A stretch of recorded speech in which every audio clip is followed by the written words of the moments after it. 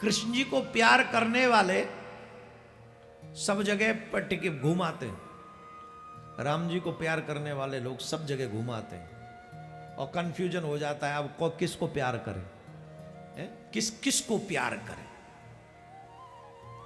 Question आ गया मन में। अब एक जगह तो टिके ही नहीं, कभी हनुमान जी को पूज लिया, कभी शिव जी को पूज लिया, कभी दुर्गा मैया, अभी नवरात्र आने दो, दिल्ली जय अम्बे गौरी में झूमेगी, जन्माष्टमी आ जाएगी तो नंद के आनंद वह होगा कि नहीं, होगा कि नहीं। अब ये क्या है, ये मौसमी भक्ति है। कौन सी भक्ति? और भगवान कहते केवलम मामेकम शरणम ब्रज, सिर्फ मेरी शरण में हो जा और सब छोड़ दे। तो फिर मत सोचना कि तेरा पाप क्या है पुण्य क्या है, कुछ नहीं, फिर मैं बैठा हूं, तेरे हर पाप पुण्य का हिसाब मैं कर दूंगा, बस तेरा काम है मेरा होना। तेरा एक ही काम है, सिर्फ मेरा हो जा। कौन कौन मेरी बात से सहमत है? ये मेरी बात थोड़ी है, ये कृष्ण जी की बात है। अगर कृष्ण जी से प्रेम करते हो तो कृष्ण गायन करने वाले से ही दीक्षा लेकर सिर्फ कृष्ण पर ही भरोसा करो, ओनली कृष्ण पे।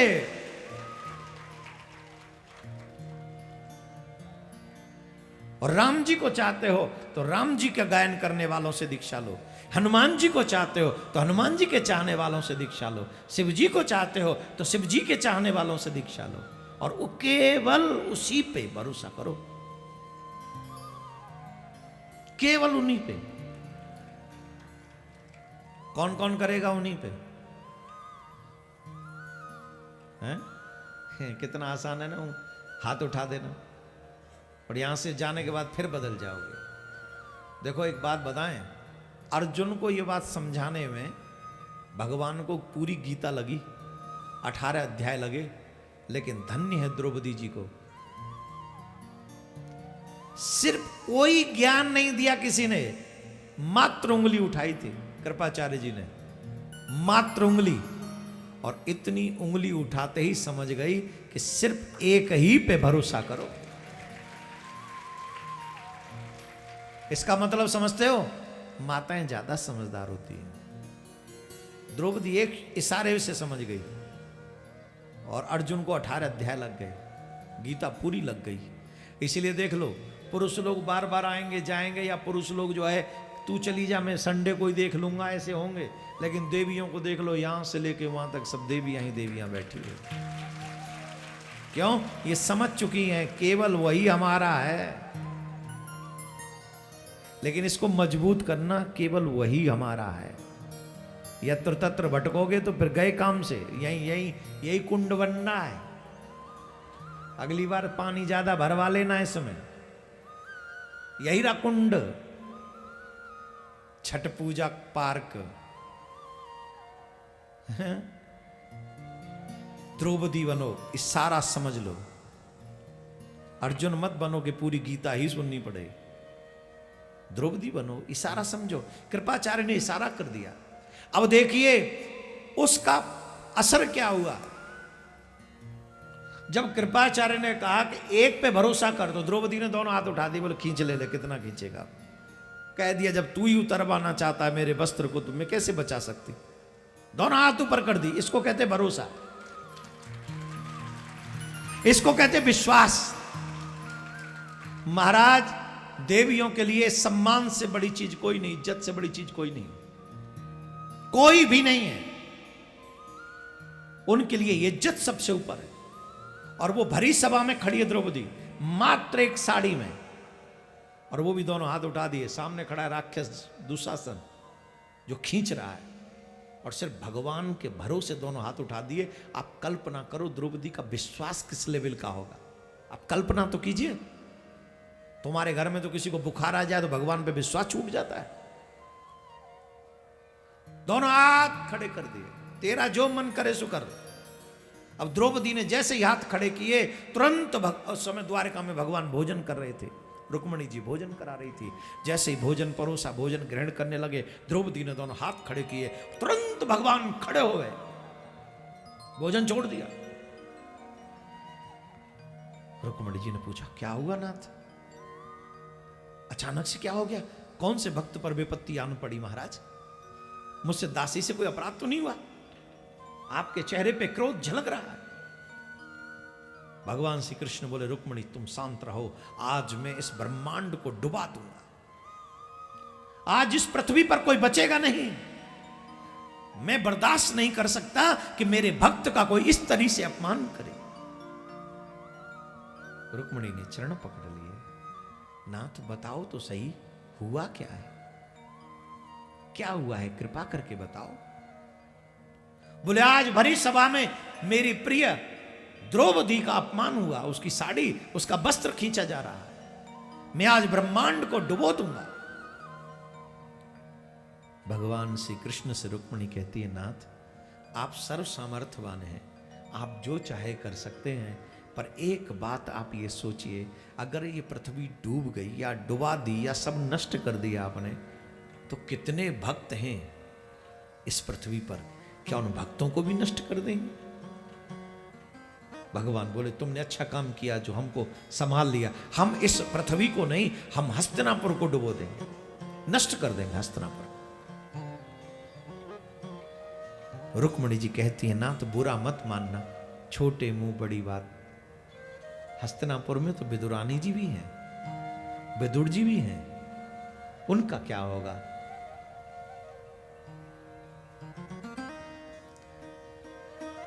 भगवान बोले, रुक्मणी तुमने फिर से एक बार मुझे संभाला, कोई बात नहीं। क्रोध में भगवान बोले, अब मैं उस सभा को ही पलट दूंगा, सभा में उपस्थित कोई व्यक्ति नहीं बचेगा। रुक्मणी जी बोली, महाराज बुरा ना मानी, अगर सभा पलट दी तो द्रौपदी भी तो वही है, और द्रौपदी के पति भी वही है। अगर वो पांडव मर गए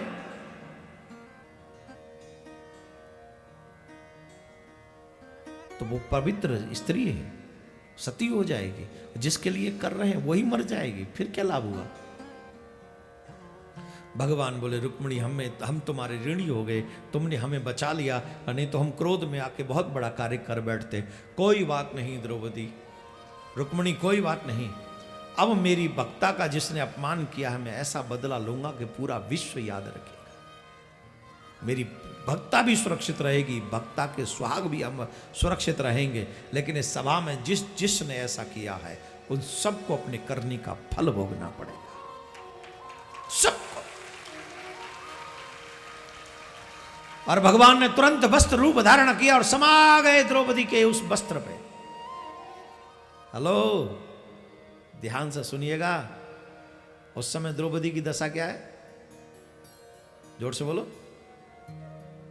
आप लोगों को, हमको ये सिखाया गया है, देवियों के अपने 4-5 दिनों में पूजा में नहीं जाना, उन्हें ठाकुर जी को स्पर्श नहीं करना, रसोई में नहीं जाना, यही सिखाया गया ना।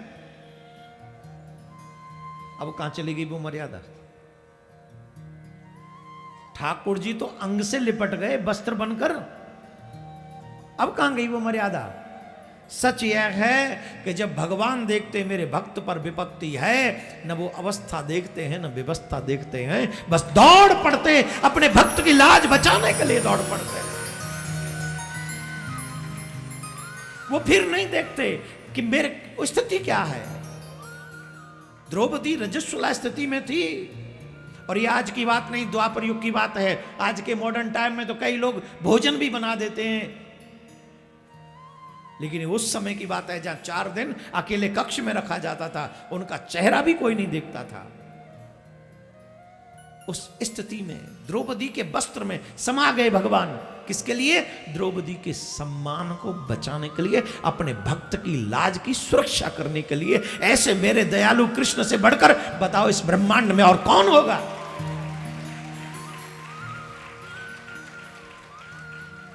नहीं होगा कोई। पर उसी कृष्ण पर हमें विश्वास नहीं है, बिलीव नहीं है। द्रौपदी की लाज बचाने वाला कृष्ण हमारी लाज कभी नहीं जाने देंगे। मैं आपको विश्वास से कह सकता हूं इस बात को, पूरे विश्वास के साथ। मेरे कृष्ण से बड़ा दयालु इस ब्रह्मांड में कोई नहीं मिलेगा। उसके बाद क्या हुआ बताइए? महाभारत का युद्ध हुआ। महाभारत के युद्ध में हस्र क्या हुआ बताइए? महाभारत के युद्ध का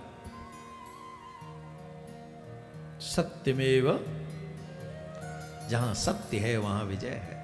यत्र योगेश्वरः कृष्ण यत्र पार्थो धनुधर तत्र श्री विजयोर्भूति ध्रुवा नीतिर्मतिर्मम। जहां सत्य है वहां कृष्ण है, जहां कृष्ण है वहीं जीत है, वहीं जीत है। भगवान की पांडवों की विजय हुई। अब देखो ध्यान से सुनना, बड़े सावधानी से। दुर्योधन मरणशील है, मरणासन पर है, मरने वाला है। भीम ने जांग तोड़ दी है, मरने के कगार पे है, मृत्यु की प्रतीक्षा कर रहा है। और एक तरीके से पांडवों की विजय निश्चित हो चुकी है, तो पांडव विजय हो गई समझो। भगवान ने पांडवों से कहा कि तुम मेरे संग चलो, आज रात्रि मेरे संग चलो। पांडव बोले चलो। फिर भगवान ने द्रौपदी के पुत्रों से कहा तुम भी चलो। बोले महाराज आज युद्ध जीते, 18 दिन से लगातार लड़ते चले आ रहे हैं हम, अब रात्रि मिली है सोने के लिए और अभी भी आपको पड़ी है कि चलो। अरे सोने दो, रेस्ट करने दो, विश्राम करने दो।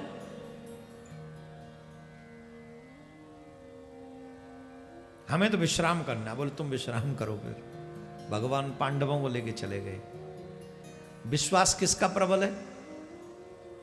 जोर से बोलो, जोर से बोलो।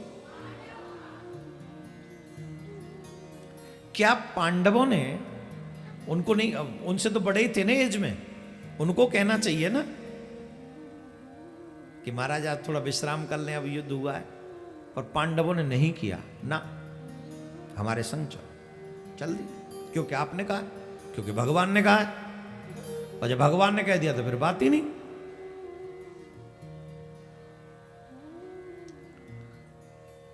भगवान ने जो कह दिया। लेकिन द्रौपदी के पुत्रों के साथ क्या हुआ? अश्वत्थामा ने द्रौपदी के सोए हुए पांचों के पांचों पुत्रों को मार दिया। पांडव समझ गए, पांचों मार दिए। एक बात समझ लीजिए आप सभी, सावधानी से समझ लीजिए सभी।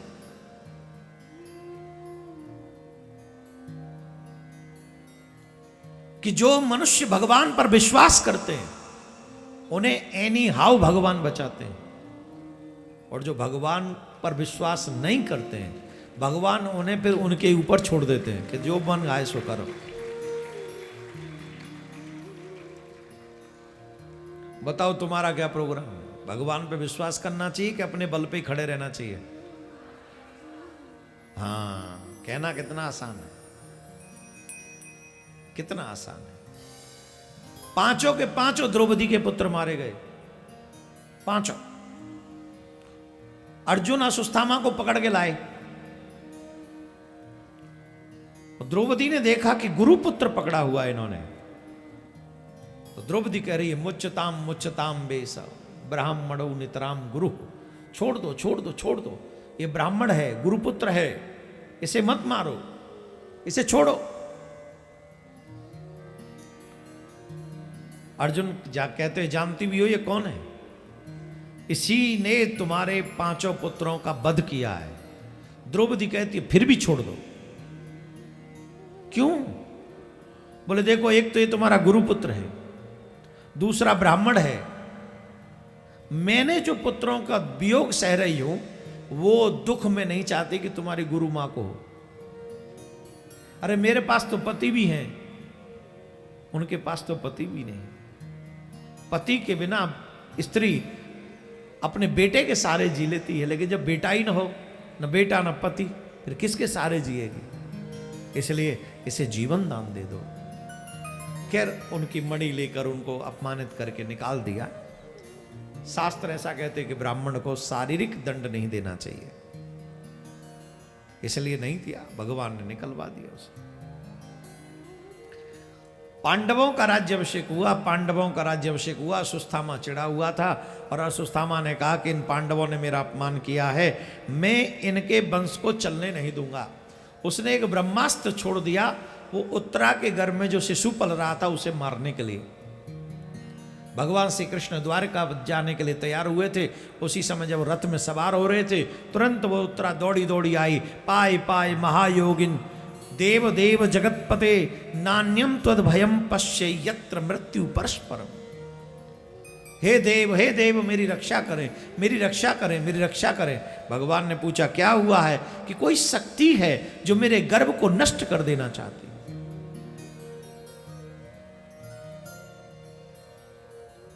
भगवान मुस्कुराए और भगवान गर्भ में पहुंच गए। तुरंत एक क्षण का विलंब किए बगैर अंगुष्ठ के समान, एक अंगूठे के बराबर रूप बनाया उन्होंने भगवान ने, और तुरंत उत्तरा के गर्भ में पहुंच गए।